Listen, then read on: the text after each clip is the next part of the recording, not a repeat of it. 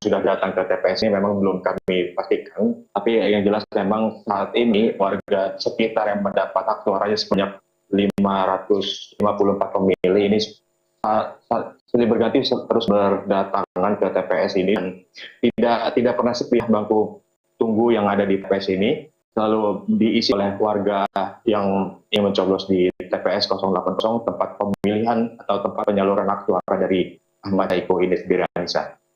Ya, oke, baik kalau begitu Rino, terima kasih banyak atas informasi Anda. Kalau begitu selamat kembali bertugas, Rino. Oke, langsung bergabung juga dengan rekan dari Harhab untuk memantau langsung bagaimana kondisi terkini begitu suasana pemungutan suara bersama Riki Harhab. Riki, di Jawa Tengah bagaimana Riki proses pemungutan surat suara di TPS tempat Anda berada saat ini? Ya, selamat siang Agung, Ica, dan pemirsa. Untuk saat ini memang di Jawa Tengah, tepatnya di Solo, untuk proses pencoblosan dalam kontestasi Pilkada serentak 2020 ini sedang berlangsung. Tadi saya sudah ke PS 001, TPS tempat di mana nantinya calon gubernur nomor urut 2 Ahmad Lutfi akan memberikan hak suaranya di sana. Sekarang Ica dan Agung, saya akan mengajak Anda untuk berbincang langsung dengan calon gubernur nomor urut 2 Ahmad Lutfi di kediamannya di Pendopo milik Pak Lutfi. Pak Lutfi, selamat siang. Selamat siang, Mas. Oke. Bapak, ini sudah hari pencoblosan, melewati masa kampanye yang begitu panjang. Bapak semalam tidur nyenyak? Tidur nyenyak. Jam 9 saya udah tidur. Jam 9 tidur, nonton TV sebentar, tidur. Nggak ada kegiatan lain. Nggak ada. Bapak, nanti kan ini kan sudah melewati rentetan masa kampanye yang begitu panjang. Bapak juga sudah turun bertemu dengan masyarakat, berbelanja masalah begitu. Apa yang bisa Bapak gambarkan, Pak, dari kebutuhan masyarakat Jawa Tengah ini, Pak? Yang pertama, kita sudah melalui tahapan ya. Dari mulai kita daftar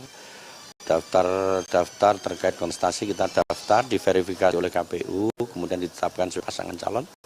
Dilanjutkan pemeriksaan administrasi, kesehatan, kemudian masa kampanye kita lalui, kampanye terbuka, kemudian terbatas, kemudian debat, kemudian hari tenang. Nah, saat ini kan tinggal pungut dan hitung.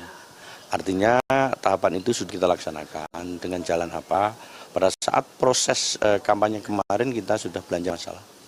Kita muter di seluruh lapisan masyarakat, khususnya di tengah-tengah masyarakat.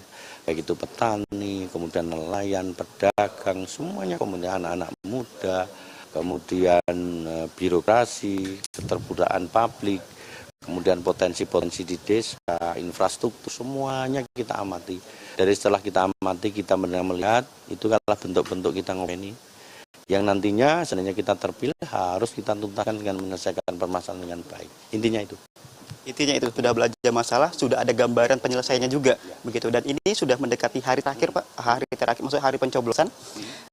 Survei indikator misalnya itu menunjukkan bahwa elektabilitas Bapak tertinggi 47%. Apakah ini nanti hasil juga Bapak optimis juga sama? Artinya Bapak juga memenangkan pilkada, Pak? Satu, kalau kita berbicara kontestasi optimis harus ya. Tetapi optimis itu kan harus dibarengi dengan contoh misalkan survei. Survei itu kan alat sarana untuk memetakan elektabilitas kita. Tetapi yang paling pokok sebenarnya bukan itu. Yang paling pokok itu adalah hari ini.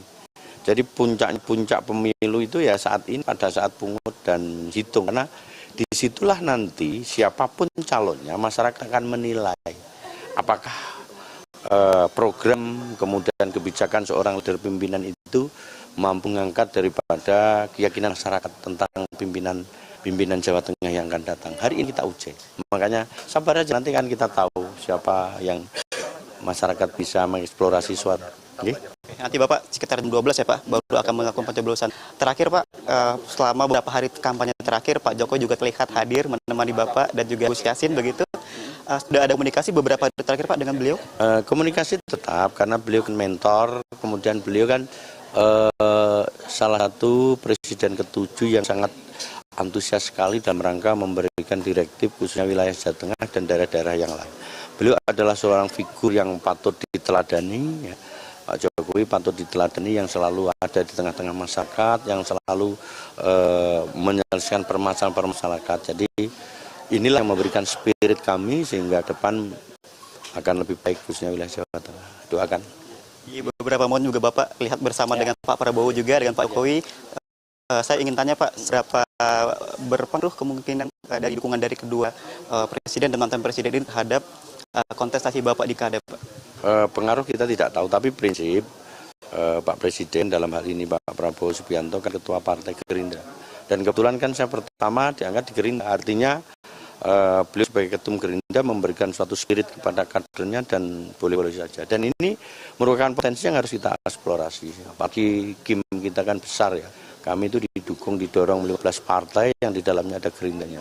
Otomatis ini pertanggungjawaban moral untuk energi saya dengan Gus Yassin untuk lebih giat dalam rangka mendirektif problem-problem solving wilayah di wilayah Jawa Tengah. Sehingga akan linear dengan kebijakan Pak Presiden.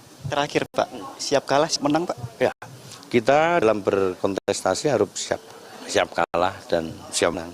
Kalau menang ya tidak boleh euforia, kalau kalah yang tidak boleh membuat hal yang sifatnya justru membuat blunder. Kenapa? Kemenangan dalam tahapan pilkada itu kemenangan masyarakat Jawa Tengah. Itu yang paling utama. Mereka yang punya kemenangan, bukan kita. Oke? Baik, Pak Lutfi, terima kasih banyak. Sebentar lagi Bapak akan menuju ke TPS begitu ya untuk mencoblos. Selamat melanjutkan aktivitas selanjutnya. Terima kasih banyak Bapak. Demikian Ica dan juga Agung dialog kami bersama dengan calon gubernur Jawa Tengah Ahmad Lutfi. Kami kembalikan ke studio. Baik, terima kasih Riki Harahap. Dan sebelumnya juga ada rekan kita Rino, begitu atas laporan Anda dari TPS, termasuk juga tadi ya. Kalau